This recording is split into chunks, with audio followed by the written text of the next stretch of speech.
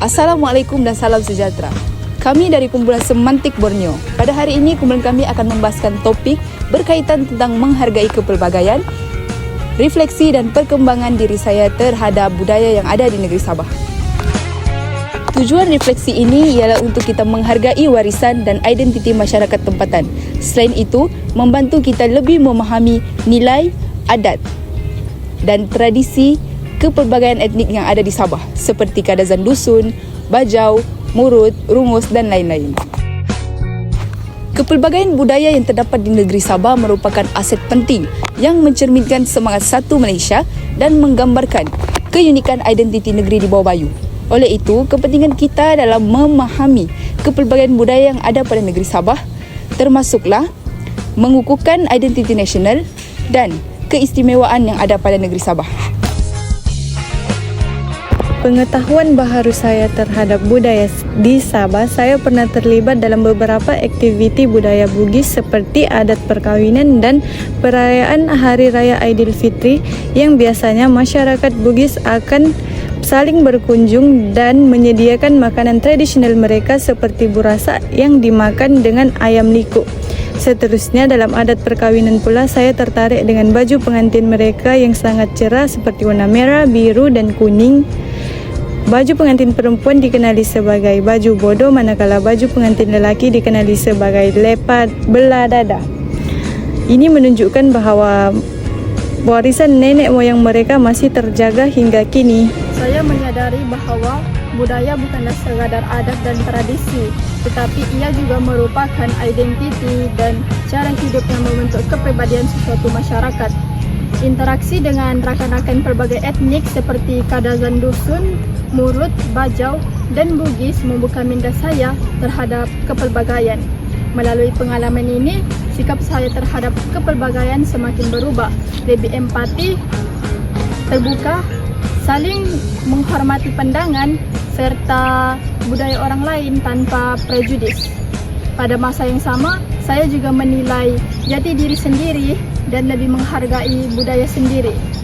Kesadaran ini menjadikan saya lebih peka terhadap toleransi, perpaduan dan saling menghormati dalam membina keharmonian sosial.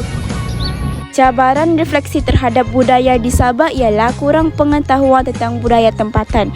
Hal ini kerana terdapat ramai orang, terutamanya generasi muda, kurang mengetahui secara mendalam tentang adat, bahasa dan tradisi etnik di Sabah seperti kadazan dusun, bajau dan murut. Hal ini menyebabkan kesukaran dalam menghargai dan memahami kepelbagaian budaya di Sabah. Oleh itu, terdapat cara mengatasinya. Antaranya ialah meningkatkan pendidikan dan kesedaran budaya.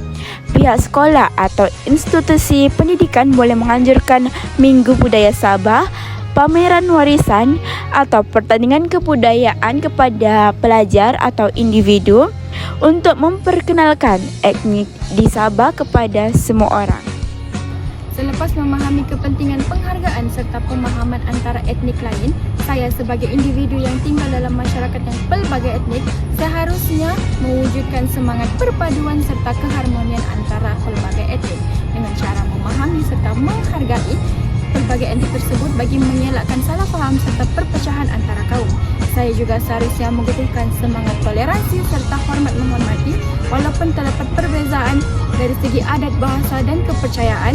Saya seharusnya memiliki sifat keterbukaan dan menghargai pelbagai etnik tersebut. Berdasarkan pengalaman saya pernah menyertai festival budaya tahunan yang diadakan di Semporna, iaitu Pesta Regata Lepas Semporna pada tahun 2025 yang lalu.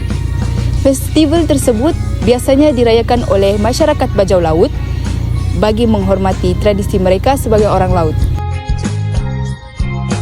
Mesej yang dapat disampaikan melalui refleksi ini adalah terdapat keunikan dan perbezaan setiap etnik walaupun pelbagai cabaran yang dihadapi oleh masyarakat kini yang kurang mengetahui tentang keunikan budaya masyarakat lain, tetapi pelbagai cara juga boleh dilakukan bagi mengatasinya, serta perbezaan etnik di Sabah ini dapat mewujudkan lagi perpaduan etnik di Sabah serta menaikkan lagi keunikan Malaysia di mata dunia. Itu sahaja daripada saya. Sekian, terima kasih.